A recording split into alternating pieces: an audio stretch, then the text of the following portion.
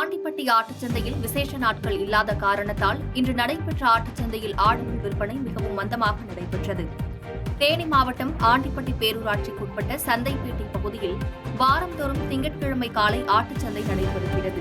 இங்கு தேனி மாவட்டத்தின் முழுவதிலிருந்தும் ஆடுகளை விற்பனைக்கு விவசாயிகள் கொண்டுவரும் நிலையில் மதுரை, திண்டுக்கல் மாவட்டங்களில் இருந்து இறைச்சிக்காகவும் வளர்ப்பிற்காகவும் ஆடுகளை வாங்கி செல்ல வியாபாரிகளும் விவசாயிகளும் வருகின்றனர்.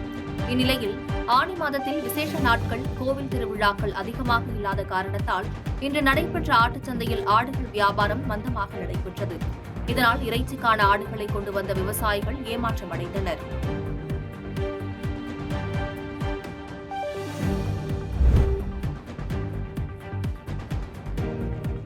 கள்ளக்குறிச்சியில் மாற்றுத்திறனாளிகளுக்கு 7 லட்சம் மதிப்பீட்டில் நலத்திட்டங்களை மாவட்ட ஆட்சியர் மற்றும் மாவட்ட காவல் கண்காணிப்பாளர் ஆகியோர் வழங்கினர்.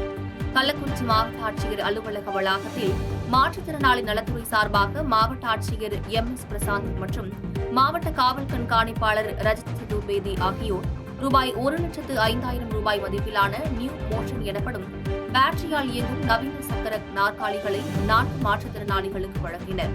அதனைத் தொடர்ந்து விபத்தினால் கண்கள் பாதிப்படைந்த மாற்றுத்திறனாளி சுரேஷ்குமார் என்பவருக்கு 2 லட்சம் நிவாரணத் தொகைக்கு உண்டான காசோலையும், இயற்கை மரணம் எய்திய மாற்றுத்திறனாளி வாரிசுகளுக்கு ரூபாய் 17,000 காசோலையும் வழங்கினர். இதில் மாற்றுத்திறனாளி நல அலுவலர் சுப்பிரமணி மற்றும் வல்லுநர் பிரபாகரன் உடன் இருந்தனர்.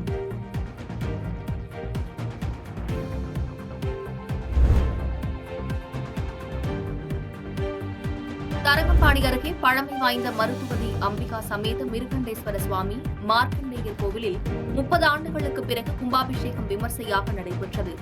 மயிலாடுதுறை மாவட்டம் தரங்கம்பாடி தாலுகா டி மணல்மேடு கிராமத்தில் உள்ள பழமை வாய்ந்த மருத்துவதி அம்பிகா சமேத மிருகண்டேஸ்வர சுவாமி மார்க்கண்டேயர் ஆலயம் உள்ளது. இக்கோவிலில் மார்க்கண்டேய பெருமான் மூலவருக்கு தனி சன்னதி அமைந்திருப்பது தனிச்சிறப்பாகும். பல்வேறு சிறப்புகள் உடைய இக்கோவிலில் கடந்த 30 ஆண்டுகளுக்கு பிறகு கும்பாபிஷேகம் நடத்த முடிவு செய்து திருப்பணிகள் நடைபெற்று வந்த நிலையில் மகா கும்பாபிஷேகம் இன்று வெகு விமர்சையாக நடைபெற்றது. இதில் ஆயிரக்கணக்கான பக்தர்கள் கலந்து கொண்டு சுவாமி தரிசனம் செய்தனர்.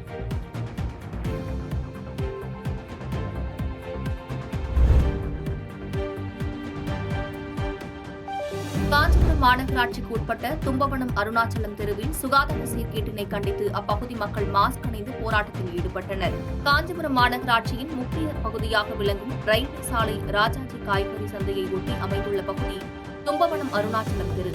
இப்பகுதியை ஒட்டி ராஜாஜி காய்கறி சந்தை மற்றும் பல்வேறு குடியிருப்புகள் அமைந்துள்ளது. மேலும் இந்த சாலையை ஒட்டி அரசு மதுபான கடை மற்றும் மீன், கோழி, கருவாடு கடைகளும் அமைந்துள்ளது.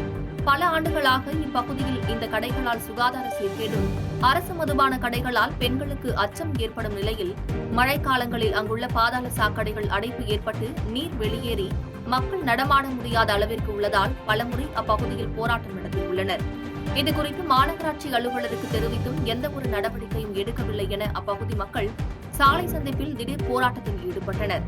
போராட்டத்திற்கு வந்த அனைவரும் மாஸ்க் அணிந்து கொண்டு சுகாதார சீர்கேட்டை கண்டித்தும் மாநகராட்சியை கண்டித்தும் முழக்கங்கள் எழுப்பி போராட்டத்தில் ஈடுபட்டனர்.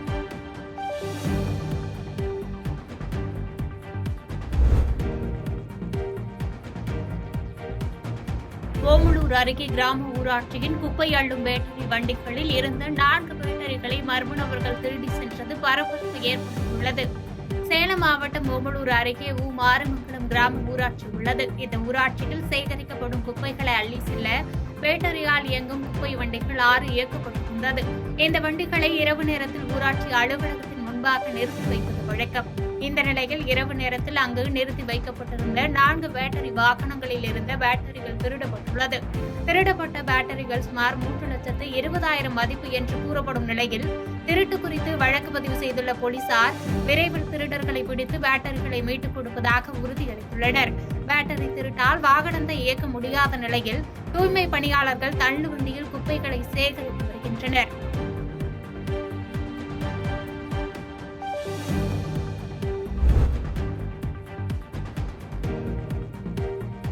குன்னூரில் இருசக்கர வாகனமும் அரசு பேருந்தும் மோதிய விபத்தில் ஒருவர் உயிரிழந்தது சோகத்தை ஏற்படுத்தியுள்ளது.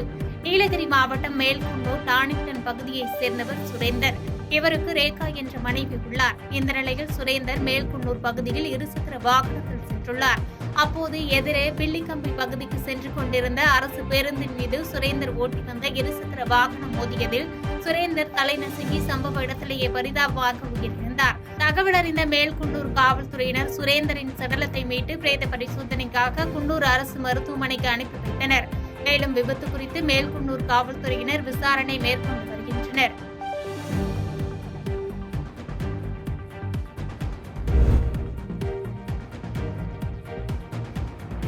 கரூர் மாவட்டம் கிருஷ்ணராயபுரம் அருகே உள்ள மணவாசியில் 1500 ஆண்டுகளுக்கு முன் சுயம்புவாக தோன்றிய ஸ்ரீ மத்தியபுரீஸ்வரர் ஆலயத்தில் இன்று கும்பாபிஷேகம் களை கட்டியது. 5ஆம் கால பூஜையுடன் தொடங்கிய கும்பாபிஷேக விழா, தீபம் ஏற்றுதல் உள்ளிட்டவை நடைபெற்று புனித நீர் ஊற்றி மகா கும்பாபிஷேகம் நடைபெற்றது. கும்பாபிஷேக விழாவில் கலந்து கொண்ட பக்தர்களுக்கு சிவனடியார் ஒருவர் தனது சொந்த செலவில் 2500 தென்னை மரக்கன்றுகளை இலவசமாக வழங்கினார். தொடர்ந்து பக்தர்கள் அனைவருக்கும் அன்னதானம் வழங்கப்பட்டது.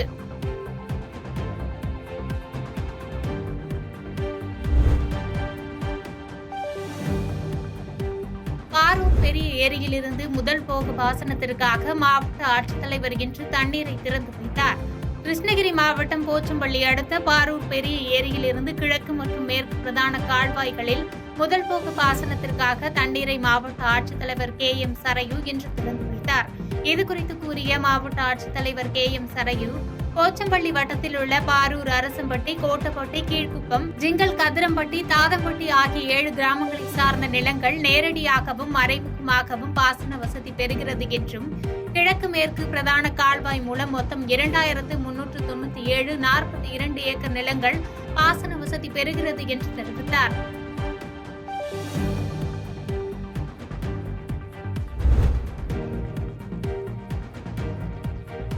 பழனி மலை அடிவாரத்தில் குடியிருப்புகளை அகற்றும் பணியின் போது பெண்கள் கண்ணீர் விட்டு அழுதது பரிதாபத்தை ஏற்படுத்தியது. திண்டுக்கல் மாவட்டம் பழனி மலை அடிவாரத்தில் மேற்கு கிரிவீதியில் உள்ள ஆக்கிரமிப்புகளை அகற்ற 140 குடும்பங்களுக்கு வழங்கப்பட்ட அவகாசம் நேற்றுடன் நிறைவடைந்த நிலையில் நீதிமன்ற உத்தரவின் பேரில் இன்று வருவாய்த்துறை, திருக்கோயில் நிர்வாகமும் இணைந்து போலீசார் உதவியுடன் 10க்கும் மேற்பட்ட JCB வாகனங்களை கொண்டு ஆக்கிரமிப்பு கட்டிடங்களை அகற்றும் பணியில் ஈடுபட்டனர். குடியிருப்புகளை அகற்றும் போது குடியிருப்பு வாசிகள் தடுத்து இடையூறு செய்யலாம் என்பதால் முன்னெச்சரிக்கையாக 100க்கும் மேற்பட்ட போலீசார் பாதுகாப்பு பணியில் ஈடுபட்டனர். மேலும் இந்த பணியின் போது பல ஆண்டுகளாக குடியிருந்தவர்கள் சாலை ஓரத்தில் கண்ணீர் விட்டு அழுதது பரிதாபத்தை ஏற்படுத்தியது.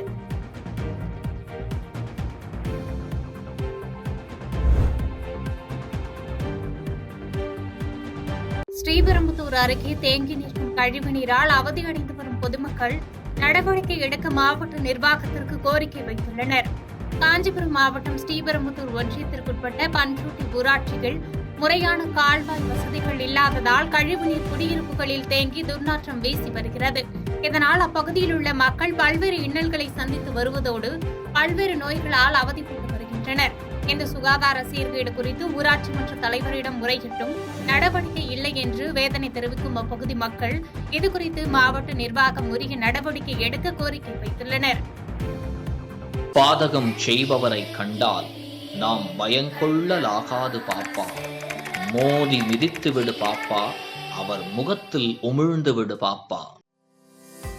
அண்மை செய்திகளை உடனுக்குடன் தெரிந்து கொள்ள இணைந்திருங்கள் இயம்நாடு தொலைக்காட்சியுடன்.